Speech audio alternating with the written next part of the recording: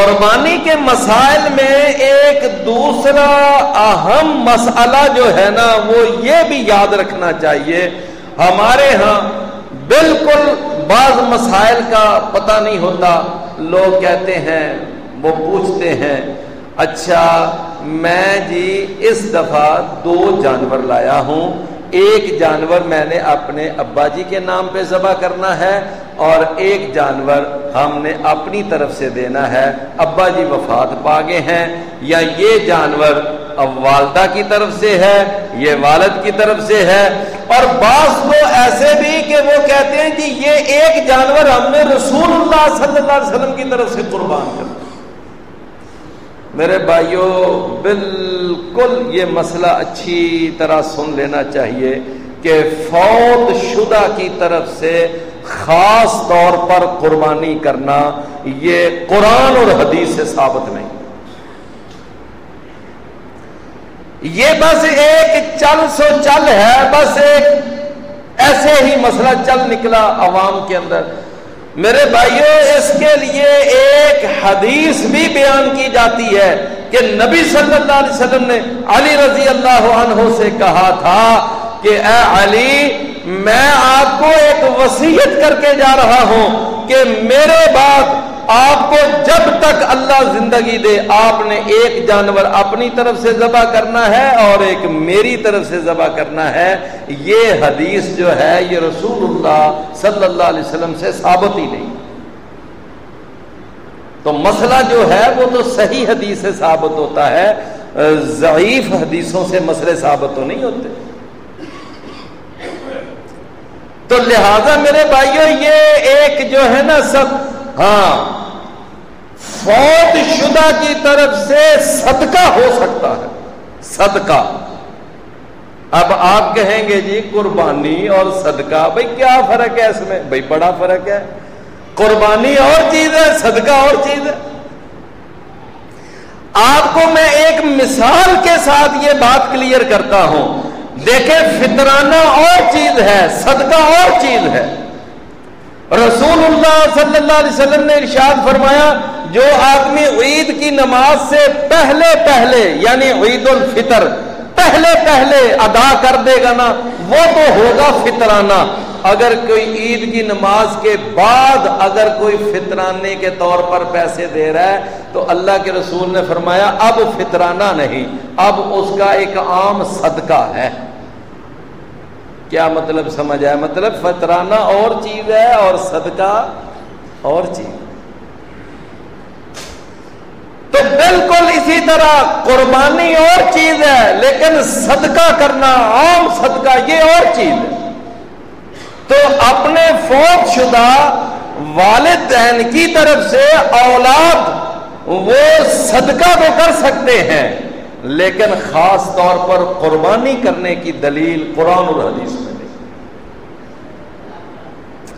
میرے پیارے بھائیوں، رسول اللہ صلی اللہ علیہ وسلم کے صحابی سیدنا سعد رضی اللہ عنہ، انہوں نے آ کر کہا تھا کہ اللہ کے نبی میں اپنی والدہ کی طرف سے کیا صدقہ کر سکتا ہوں؟ تو آپ نے کہا ہاں کر سکتے. تو صدقہ کرنا، کوئی اپنی والدہ کی طرف سے کنواں کھدوا دے یہ صدقہ جاریہ ہے، کوئی پنکھے لگوا دے یہ صدقہ جاریہ ہے، کوئی اپنی والدہ کی طرف سے مسجد میں حصہ ڈال دے یا کوئی اور اس طرح کا کوئی کار خیر کر دیتا ہے بطور صدقہ یا جانور ذبح کر دے بطور صدقہ یہ ٹھیک ہے. لیکن خاص کرنا قربانی، اب یہ قربانی تو جو ہے دیکھیں نا صدقہ وہ سارا سال ہو سکتا ہے لیکن قربانی وہ تو صرف 4 دن ہے بس. قربانی اور چیز ہے لیکن صدقہ اس کا کنسپٹ ہی اور ہے. رسول اللہ صلی اللہ علیہ وسلم نے فرمایا جب انسان فوت ہو جاتا ہے اس کا دنیا کے ساتھ بالکل معاملہ کٹ آف ہو جاتا ہے. ہاں صرف 3 چیزوں کے ساتھ اس کا تعلق باقی رہتا ہے. ایک صدقے کے ساتھ جو اس کی طرف سے کیا جائے، فرمایا یا وہ اپنی زندگی میں کوئی صدقہ جاریہ کر گیا، یا پھر یہ ہے کہ ایسا علم جو وہ پیچھے چھوڑ گیا، کوئی کتاب لکھ گیا، کوئی مدرسہ بنا گیا، کوئی شاگرد پیدا کر گیا، یا پھر تیسری بات آپ نے فرمایا نیک اولاد چھوڑ گیا، وہ اولاد اپنے والدین کے لیے دعا کرتی ہے۔ ان تین چیزوں سے پیچھے تعلق باقی رہتا ہے، باقی رسول اللہ صلی اللہ علیہ وسلم نے فرمایا انقطع عملہ، اس کا عمل منقطع۔ تو میرے بھائیوں، میں نے یہ بات ذرا تھوڑی سی نا کھول کر وضاحت کے ساتھ بیان کی ہے کہ یہ جو فوت شدہ کی طرف سے قربانی کرنا جو ہے نا، یہ رسول اکرم صلی اللہ علیہ وسلم سے، قرآن اور حدیث سے اس کا کوئی ثبوت نہیں۔